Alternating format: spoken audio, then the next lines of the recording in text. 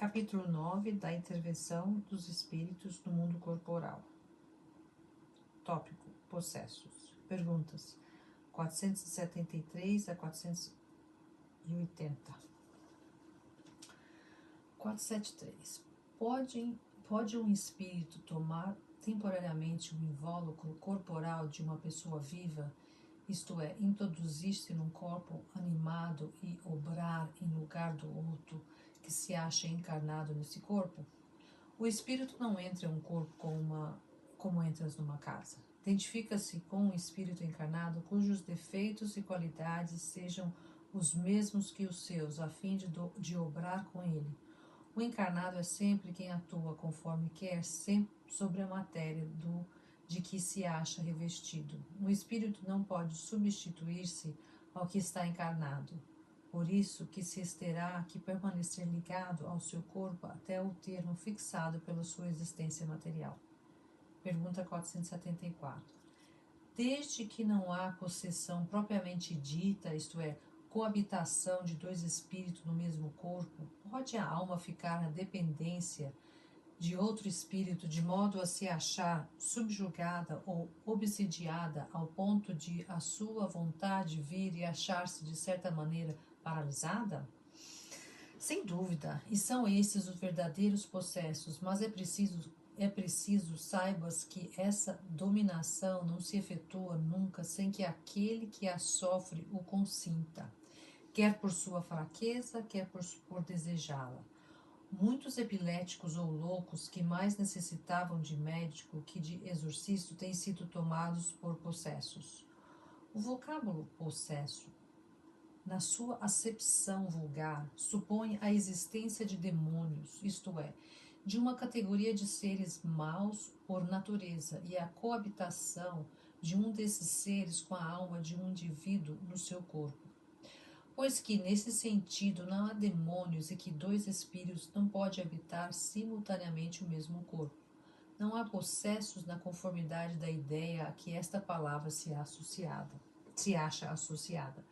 O termo possesso só se deve admitir como exprimido à dependência absoluta em que uma alma pode achar-se com relação a espíritos imperfeitos que a subjuguem. Pergunta 475. Pode alguém por si mesmo afastar os maus espíritos e libertar-se da dominação deles? Sempre é possível a quem quer que seja subtrair-se a um jugo, desde que com vontade firma o queira. Pergunta 476. Pode acontecer que a fascinação exercida pelo mau espírito seja de tal ordem que o subjugado não a perceba? Sendo assim, poderá uma terceira pessoa fazer que cesse a sujeição da outra? E nesse caso, qual deve ser a condição dessa terceira pessoa? Sendo ela um homem de bem, a sua vontade poderá ser eficácia, desde que apele para o concurso dos bons espíritos, porque quanto mais digna for a pessoa, tanto maior poder terá sobre os espíritos imperfeitos, para afastá-los, e sobre os bons, para os atrair. Todavia, nada poderá, se o que estiver subjugado não lhe prestar o seu concurso. Há pessoas a quem agrada uma dependência que lhes lisonjeia os gostos e os desejos. Qualquer, porém, que seja o caso, aquele que não tiver puro o coração, nenhuma influência exercerá. Os bons espíritos não lhe atendem ao chamado e os maus não o temem. Pergunta 477. As fórmulas de exorcismo têm qualquer eficácia sobre os maus espíritos? Não. Estes últimos riem e se obstinam quando vem alguém tomar isso a sério. Pergunta 478.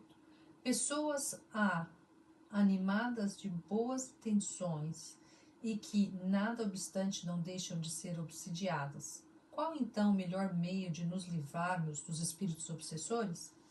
Cansar-lhes a paciência. Nenhum valor lhes dar as sugestões, mostrar-lhes que perdem o tempo.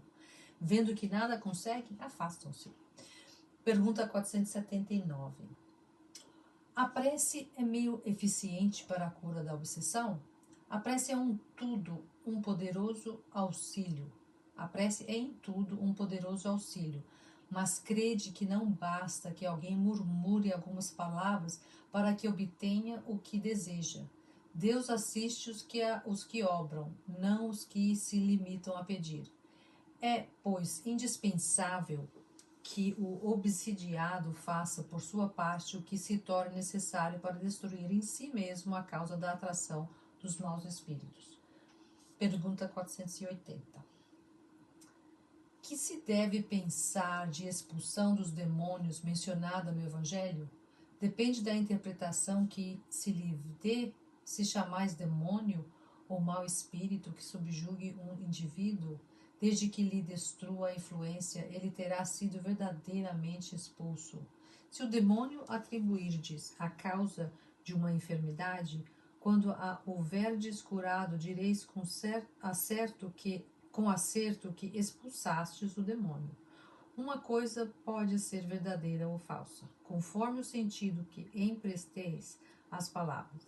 As maiores verdades são sujeitas a parecer absurdos, uma vez que se atenda apenas à forma ou que se considere com realidade a alegoria.